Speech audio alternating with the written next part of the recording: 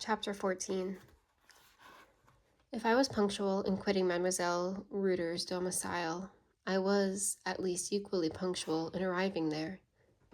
I came the next day at 5 minutes before 2, and on reaching the schoolroom door, before I opened it, I heard a rapid, gabbling sound, which warned me that the midday prayer was not yet concluded.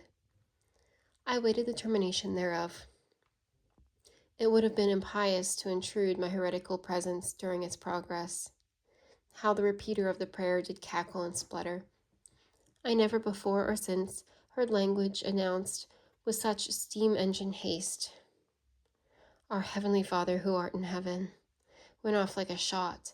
Then followed an address to Marie, Heavenly Virgin, Queen of Angels, House of Gold, Tower of Ivory, and then an invocation to the saint of the day, and then down they all sat, and the solemn rite was over, and I entered, flinging the door wide and striding in fast as it was my wont to do now, for I had found that in entering with a plume and mounting the estrade with emphasis consisted the grand secret of ensuring immediate silence. The folding doors between the two classes opened for the prayer were instantly closed. A teacher, work-box in hand, took her seat at her appropriate desk. The pupils sat still with their pens and books before them. My three beauties in the van, now well humbled by a demeanor of consistent coolness, sat erect with their hands folded quietly on their knees. They had given up giggling and whispering to each other, and no longer ventured to utter pert speeches in my presence. They now only talked to me occasionally with their eyes, by means of which organs they could still, however, say very audacious and coquettish things. Had affection, goodness, modesty, real talent ever employed those bright orbs as interpreters, I do not think I could have refrained from giving a kind and encouraging, perhaps an ardent reply now and then.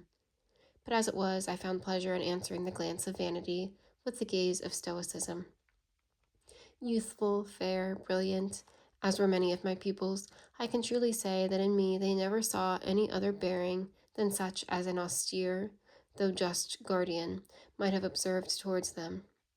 If any doubt the accuracy of this assertion, as inferring more conscientious self-denial, or Scipio-like self-control than they feel disposed to give me credit for, let them take into consideration the following circumstances, which, while distracting from my merit, justify my veracity.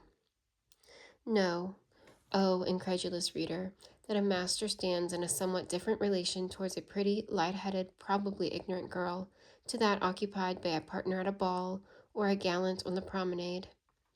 A professor does not meet his pupil to see her dressed in satin and muslin, with hair perfumed and curled, neck scarcely shaded by aerial lace, round white arms circled with bracelets, feet dressed for the gliding dance. It is not his business to whirl her through the waltz, to feed her with compliments, to heighten her beauty by the flush of gratified vanity. Neither does he encounter her on the smooth-rolled, tree-shaded boulevard and the green and sunny park, whither she repairs, clad in her becoming walking dress, her scarf thrown with grace over her shoulders, her little bonnet scarcely screening her curls, the red rose under its brim adding a new tint to the softer rose on her cheek, her face and eyes, too, illumined with smiles, perhaps as transient as the sunshine of the gala day, but also quite as brilliant. It is not his office to walk by her side, to listen to her lively chat, to carry her parasol, scarcely larger than a broad green leaf, to lead in a ribbon her Blenheim spaniel or Italian greyhound. No, he finds her in the schoolroom, plainly dressed, with books before her. Owing to her education or her nature, books are to her a nuisance, and she opens them with aversion. Yet her teacher must instill into her mind the contents of these books. That mind resists the admission of grave information. It recoils, it goes restive. Sullen tempers are shown. Disfiguring frowns spoil the symmetry of the face. Sometimes coarse gestures banish grace from the deportment, while muttered expressions, redolent of native and ineradicable vulgarity, desecrate the sweetness of the voice. Where the temperament is serene, though the intellect be sluggish, an unconquerable dullness opposes every effort to instruct. Where there is cunning but not energy, dissimulation, falsehood, 1,000 schemes and tricks are put in play to evade the necessity of application.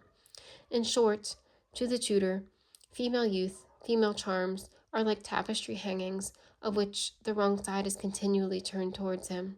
And even when he sees the smooth, neat external surface, he so well knows what knots, long stitches, and jagged ends are behind that he has scarce a temptation to admire too fondly the seemly forms and bright colors exposed to general view.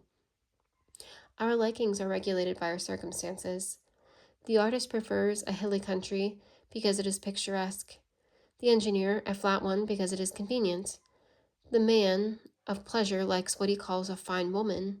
She suits him. The fashionable young gentleman admires the fashionable young lady. She is of this kind. The toil-worn, fagged, probably irritable tutor, blind almost to beauty, insensible to airs and graces, glories chiefly in certain mental qualities. Application, love of knowledge, natural capacity, docility, truthfulness, gratefulness are the charms that attract his notice and win his regard. These he seeks, but seldom meets. These, if by chance he finds, he would fain retain forever. And when separation deprives him of them, he feels as if some ruthless hand had snatched from him his only ewe lamb. Such being the case, and the case it is, my readers will agree with me that there was nothing either very meritorious or very marvelous in the integrity and moderation of my conduct at Mademoiselle Reuter's boarding school for girls. My first business this afternoon consisted in reading the list of places for the month, determined by the relative correctness of the compositions given the preceding day.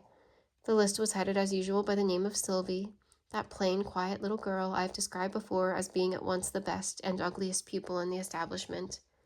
The second place had fallen to the lot of a certain Leonie Ledru, a diminutive, sharp-featured, and parchment-skinned creature of quick wits, frail conscience, and indurated feelings.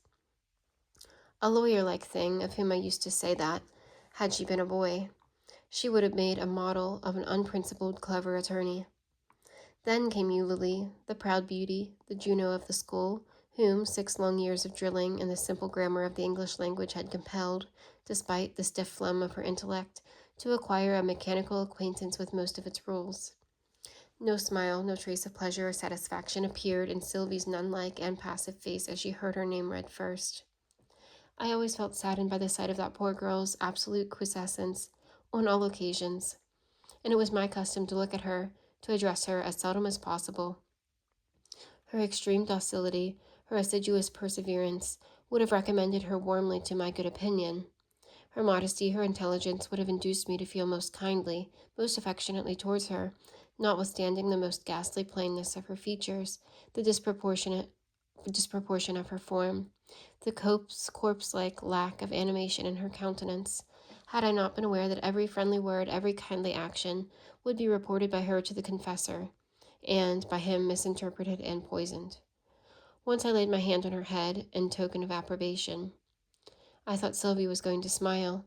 Her dim eye almost kindled, but presently she shrank from me. I was a man and a heretic. She, poor child, a destined nun and devoted Catholic. Thus a fourfold wall of separation divided her mind from mine. A pert smirk and a hard glance of triumph was Leonie's method of testifying her gratification.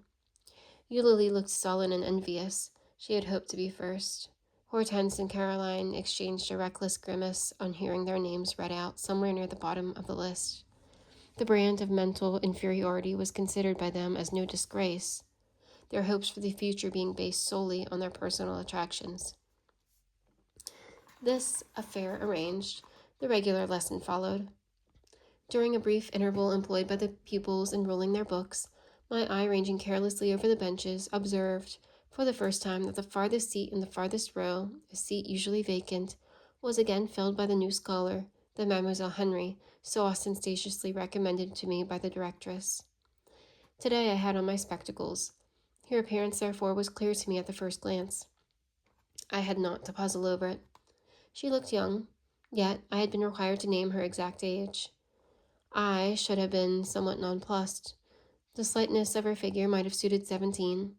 A certain anxious and preoccupied expression of face seemed the indication of riper years. She was dressed like all the rest, in a dark stuffed gown and a white collar. Her features were dissimilar to any there, not surrounded, more defined, yet scarcely regular. The shape of her head, too, was different, the superior part more developed, the base considerably less. I felt assured at first sight that she was not a Belgian. Her complexion, her countenance, her lineaments, her figure were all distinct from theirs, and, evidently, the type of another race, of a race less gifted with fullness of flesh and plenitude of blood, less jocund, material, unthinking. When I first cast my eyes on her, she sat looking fixedly down, her chin resting on her hand, and she did not change her attitude till I commenced the lesson. None of the Belgian girls would have retained one position, and that, a reflective one, for the same length of time.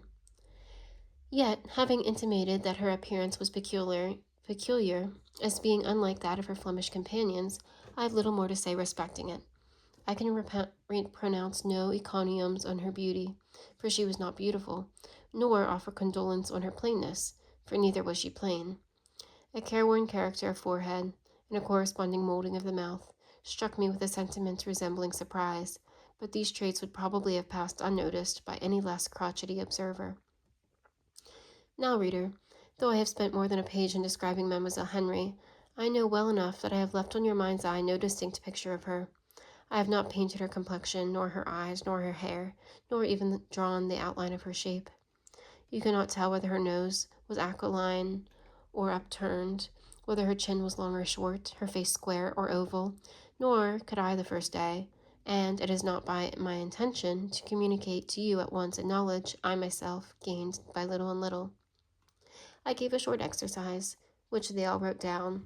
I saw the new pupil was puzzled at first with the novelty of the form and language.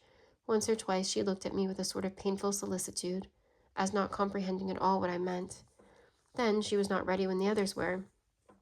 She could not write her phrases so fast as they did. I would not help her. I went on, relentless. She looked at me. Her eyes said most plainly, "I cannot follow you." I disregarded the appeal, and carelessly leaning back in my chair, glancing from time to time with a nonchalant air out the window, I dictated a little faster. On looking towards her again, I perceived her face clouded with embarrassment, but she was still writing on most diligently. I paused a few seconds. She employed the interval in hurriedly re-perusing what she had written, and shame and discomfiture were apparent in her countenance. She evidently found that she had made a great nonsense of it. In 10 minutes more the dictation was complete, and, having allowed a brief space in which to correct it, I took their books. It was with a reluctant hand Mademoiselle Henry gave up hers, but, having once yielded it to my possession, she composed her anxious face, as if, for the present, she had resolved to dismiss regret, and had made up her mind to be thought unprecedentedly stupid. Glancing over her exercise, I found that several lines had been omitted, but what was written contained very few faults. I instantly inscribed "Bon" at the bottom of the page and returned it to her. She smiled, at first incredulously, then as if reassured, but did not lift her eyes. She could not look at me. She could look at me, it seemed, when perplexed and bewildered, but not when gratified. I thought that scarcely fair.